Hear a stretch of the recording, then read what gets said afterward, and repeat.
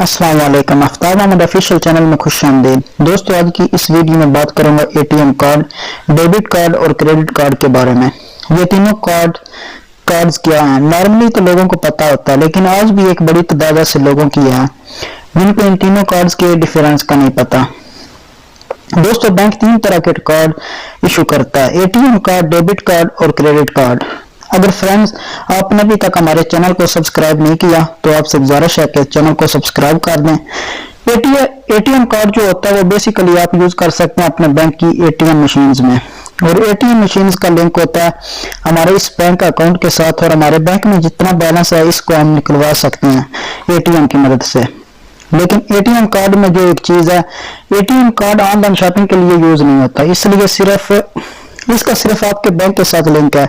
जितना बैलेंस आपके अकाउंट में है या आपके कार्ड में वही आप यूज कर सकते हैं और एटीएम मशीन की मदद से निकाल सकते हैं। दूसरे नंबर पर है debit card. Debit card ATM card से थोड़ा एडवांस है।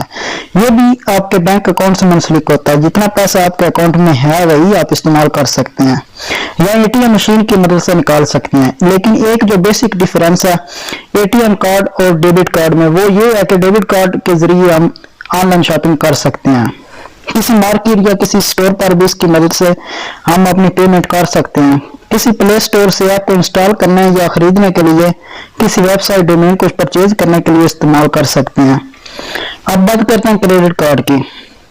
क्रेडिट कार्ड इन दोनों से एडवांस है, यानी कि हम क्रेडिट कार्ड की मदद से उधार पे शॉपिंग कर सकते हैं। अब इसमें होता यह है कि जो आपका बैंक है वो आपको सहूलत देता है कि अगर आपके अकाउंट में पैसे नहीं भी हैं, आपके अकाउंट का बैलेंस जीरो है, फिर भी आपको वो एक लिमिट दे देता है कि इस लिमिट के मुताबिक आप शॉपिंग कर सकते हैं या कोई परचेजिंग कर सकते हैं, कोई ट्रांजैक्शन कर सकते हैं।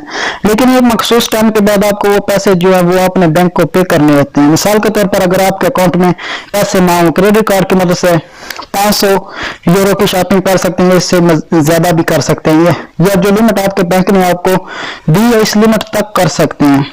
आपका बैंक एक मखसूस लिमिट रख लेता है, 1 महीना या 2 महीने, 10 से 15 दिन एक्स्ट्रा भी बैंक आपको दे देता है। अगर आप इस लिमिट के अंदर वो पेमेंट कर देते हैं तो ठीक है, अदरवाइज आपको पर डेज या पर मंथ जुर्माना लग सकता है। जितना ज्यादा आप लेट करेंगे इस रकम में इजाफा होता जाएगा। लेकिन क्रेडिट कार्ड की सहूलत यही है कि अगर आपके पास पैसे नहीं भी तो आप अपनी कोई भी पेमेंट कर सकते हैं, कोई भी खरीदारी कर सकते हैं।